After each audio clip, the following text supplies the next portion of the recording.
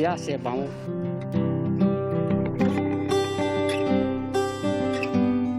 Ya biar kayak kebal sama penyakitnya. Biar nggak gampang gitu kena penyakit tersebut. Iya, imunnya biar kuat gitu. Supaya tubuh tebal, kuat, sehat. Hai pemirsa, balik lagi sama gue Riki Watimena. Dan kali ini gue lagi ada di Hotel Santika Premier Ice BSD City. Lebih tepatnya, ini gue ada di Cafe Sky Lounge. Lagi santai-santai, gue lagi duduk-duduk sambil yang pastinya menanti-nantikan informasi tentang COVID-19. Karena bukan cuma Indonesia aja, hampir seluruh dunia juga menanti-nantikan informasi tentang vaksin COVID-19.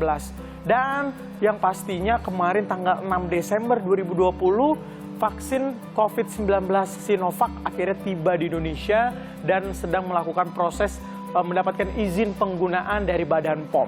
Gitu ya. Jadi kita berharap juga, gue juga sendiri berharap pemerintah melakukan banyak langkah-langkah untuk membuat vaksin dapat didistribusikan kepada warga Indonesia gitu. Jadi udah siap belum sih kita menerima vaksin COVID-19?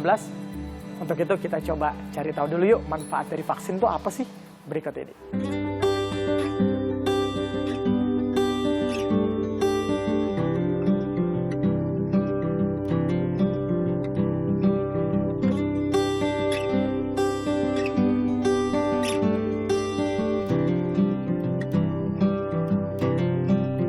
Pemirsa, itu dia tadi manfaat-manfaat dari vaksin. Lu harus catat tuh biar lu nggak lupa. Jadi lu udah tahu kan kalau vaksin itu untuk melindungi kita semua. Melindungi diri, melindungi negeri. Pemerintah Indonesia telah menetapkan pendistribusian vaksin COVID-19 tahap pertama dilakukan secara bertahap.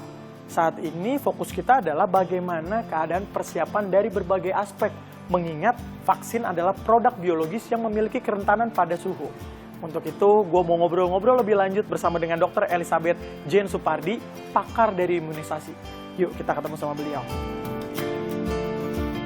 Nah, pemirsa, sekarang gue udah bersama dengan Dr. Elizabeth Jane Supardi sebagai pakar imunisasi dan kita akan ngobrol lebih lanjut tentang vaksinasi. Halo dok. Halo juga Mas Reki. Apa kabar? Baik sekali. Tadi aku juga udah kasih tahu ke pemirsa lagi ngomongin soal informasi vaksin COVID-19 nih dok. Oke. Nah, aku mau tanya lebih lanjut nih dok, kenapa sih vaksin tuh disebut sebagai produk yang rentan banget terhadap perubahan suhu gitu-gitu dok?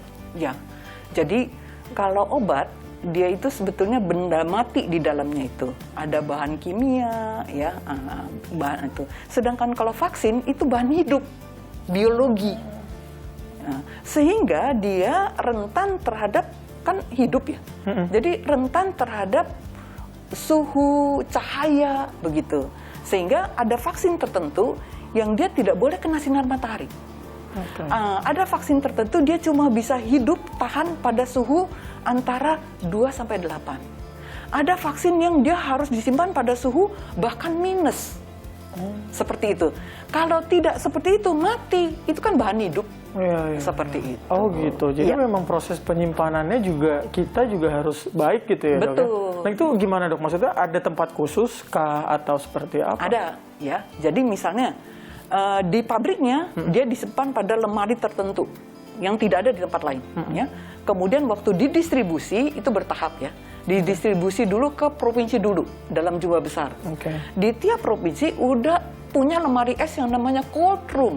Kemudian secara bertahap kabupaten ini akan mengirim ke dinas-dinas kabupaten kesehatan, dinas kesehatan kabupaten. Okay. Ya, berarti dalam jumlah yang lebih kecil lagi. Setiap 3 bulan misalnya, dan disimpan di kabupaten itu dalam lemari es yang ukurannya juga cukup besar karena untuk kabupaten. Gitu. Nah, kemudian secara bertahap setiap bulan kabupaten ini mengirim lagi vaksin lagi dalam box. Ngirimnya itu selalu dalam box. Ya. Dari Bio Farma itu ngirim pakai truk pendingin, gitu. Nah, sedangkan dari kabupaten ke puskesmas dia cukup saja dikirim dalam cold box namanya. Begitu dikirim ke puskesmas. Nah dok, aku mau tanya sih dok, maksudnya infrastruktur Indonesia tuh sekarang sudah cukup memadai belum sih dok untuk pendistribusian vaksin atau penyimpanan vaksin gitu? Ya, setiap tahun itu kan dicek ya, setiap level. Di pusat gimana? Di Bio Farma always, selalu oke. Provinsi gimana? Cek. Kabupaten gimana? Kurang apa? Ditambah. Kurang apa? Ditambah. Terakhir saat ini waktu dicek bulan Agustus, kesiapan kita sampai ke level bawah itu 97%. Ya, jadi ada 3% yang kita harus tambahkan seperti itu. Artinya Indonesia siap untuk menerima maupun untuk mendistribusi vaksin. Oke, berarti memang dari track record Indonesia juga, dari dokter dulu mulai berkarir juga memang semakin bagus gitu ya dok ya? Betul. Secara persiapan gitu ya. Nah, kalau untuk proses penyimpanan itu berapa lama sih dok si vaksin itu sendiri? Gini, setiap vaksin itu ada umurnya. Rata-rata umurnya 2 tahun. Rata-rata. Oke, rata-rata. Jadi, vaksin yang dikirimkan dari pabrik itu sudah pasti vaksin yang memang baru jadi. Yang umurnya itu masih 2 tahun. Nah, nanti dia itu kan akan disimpan di provinsi berapa bulan, kemudian secara bergeser dikirim ke kabupaten ke bawah. Itu kan di tiap tempat disimpan, sehingga kita harus memastikan waktu di ujung di sana itu, ujung yang tempat mau diberikan, itu selalu dicek masa kadaluarsa. Nah, kalau udah masa kadaluarsanya sudah tidak bisa, kan sudah tidak bisa dipakai. Betul. Vaksin harus dibuang. Gitu. Oke. Tapi masanya dari pembuatan selama 2 tahun berarti ya? Betul. Kalau dari prosesnya udah berapa persen sih dok kesiapan vaksin COVID-19 ini menurut dokter? Kalau dari segi infrastrukturnya, jadi lemari es dan segala macam itu kan siap. Tadi 97%. Betul. Ya. Dari segi armada yang menyuntik, karena nanti yang disuntik itu baru tenaga kesehatan, ditambah dengan yang frontline itu yang ada polisi, TNI segala macam, ya, itu berarti hampir 100% siap ya. Kan itu dulu, itu dulu yang disuntik. Betul. Bahkan yang disuntik rencana itu kan sekitar 3 juta sekian, vaksin yang datang itu baru sekitar 1,2 juta. Artinya masih sebagian. Berapa persen? Siap untuk semua, tapi yang ada vaksinnya baru mungkin sepertiganya. Tapi kan pemerintah juga sekarang bikin program namanya Satu Data yang disiapkan untuk warga yang dapat vaksin supaya nggak double gitu dok. Betul. Nah itu prosesnya itu gimana sih dok? Nah, selama ini kita masih manual. Nah, jadi untuk menyuntik sasaran imunisasi itu dicatat.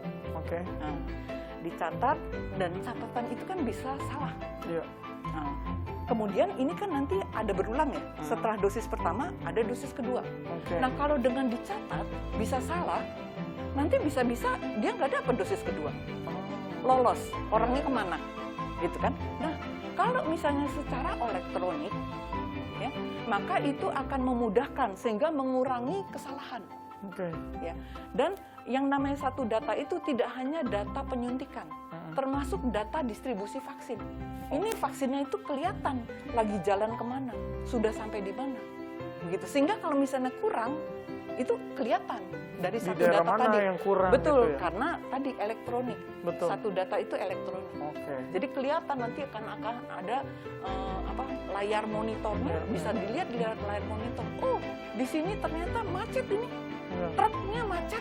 Jadi buat teman-teman nih yang nonton jadi punya gambaran kan, jadi punya bayangan, dapat informasi yang banyak juga tentang vaksin dan nanti pendistribusiannya seperti apa. Terima kasih Dr. Elizabeth buat sharing-sharingnya. Sampai ketemu lagi, sehat-sehat selalu. Siap, sama-sama. Ya, aku pamit. Mari kita pamit. Indonesia memiliki pengalaman dalam vaksinasi dan pendistribusiannya. Karena Indonesia memiliki sistem cold chain yang mumpuni hingga pelosok tanah air. Sistem cold chain Indonesia bisa menyimpan vaksin 3-6 bulan dalam suhu 2-8 derajat Celcius.